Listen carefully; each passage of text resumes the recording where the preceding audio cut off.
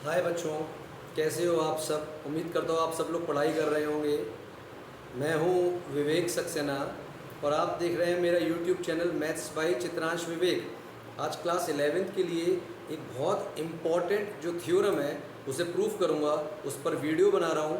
उम्मीद करता हूँ आप सबको वीडियो पसंद आएगा। अगर मेरा वीडियो पसंद आए तो प्लीज़ उसको शेयर और सब्सक्राइब और लाइक ज़रूर कीजिएगा। जैसा कि आप बोर्ड पर देख सकते हैं, मैंने डिमॉर्गन्स लॉ बोर्ड पर लिखा हुआ है। डिमॉर्गन्स लॉ दो लॉज होते हैं, जिसमें से एक लॉ को मैं आज आपके सामने प्रूफ करूंगा। ये सेट का बहुत इंपॉर्टेंट टॉपिक है, पर्टिकुलरली क्लास 11th के लिए।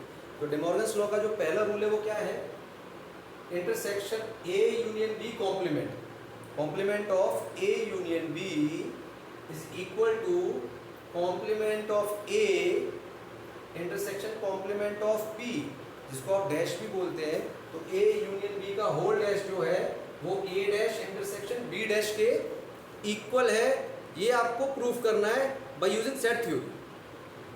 हम इलस्ट्रेशन नहीं लेंगे, हम सेट थ्योरी के थ्रू इसको प्रूफ करेंगे, जिसमें बच्चों को थोड़ा सा मुश्किल आता है। ध्यान रखिएगा, अगर आपको सेट थ्योरी में कभी भी दो सेट्स को इक्वल प्रूफ करना है तो यहाँ पर आपको शो करना पड़ेगा कि ए यूनियन बी का जो होल डैश है वो सबसेट है ए डैश इंटरसेक्शन बी डैश का। पहले तो आपको ये शो करना पड़ेगा। और दूसरा, A dash intersection B dash subset है ए यूनियन बी के होल डैश का। This is equation number second. अगर आप ये दोनों चीजें प्रूफ कर देते हैं या ये दोनों इक्वेशन प्रूफ कर देते हैं तो हम आराम से कह सकते हैं कि ए यूनियन बी का जो होल डैश होगा वो a dash intersection P dash के इक्वल होगा। तो देखिए, मैं बारी बारी से फर्स्ट और सेकंड इक्वेशन को प्रूफ कर रहा हूं।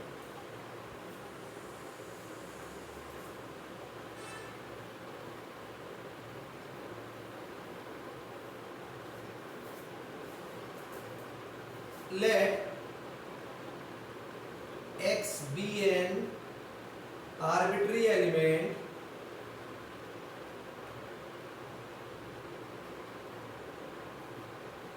of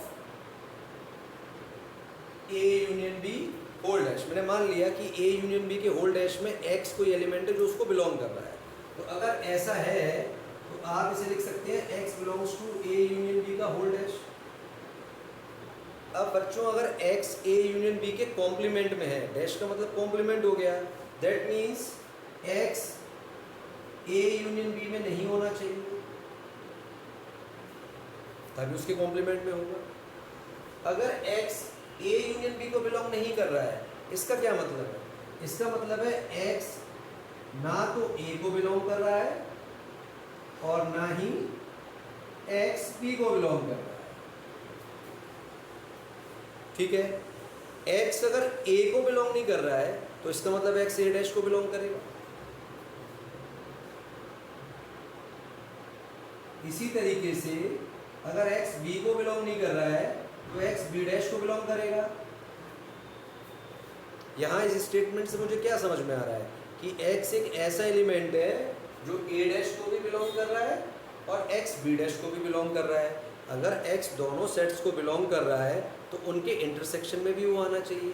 तो यहाँ से आप कह सकते हैं x belongs to A dash intersection B dash, और हम ये कह सकते हैं कि A यूनियन B का जो कॉम्प्लीमेंट है वो सबसेट हो गया A dash intersection B dash. From here we conclude that complement of A union B is a subset of A complement intersection B complement. That is equation number 1. अब जब आपने first वाली equation को proof कर लिया, जब हमारा पूरा प्रूफ कंप्लीट हो चुका है, तो बारी आती है सेकंड वाली इक्वेशन की। सेकंड वाली इक्वेशन में आपको क्या करना पड़ेगा कि आपको ये सेट लेके जाना है, चलना है और प्रूफ करना है कि ये इसका सबसेट है। अगर आप प्रूफ कर देते हैं तो हम इजीली डिमॉर्गन्स लॉ के इस रूल को प्रूफ कर सकते हैं। आइए देखिए, आगे करते हैं इसको।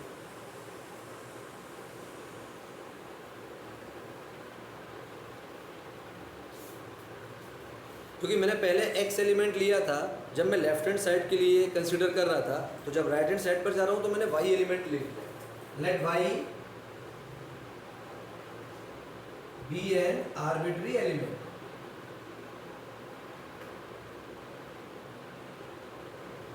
तो y आपका a dash intersection b dash को बिलोंग कर रहा है।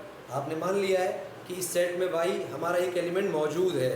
अब y अगर a dash intersection b dash में है, इसका मतलब y a डैश में भी होगा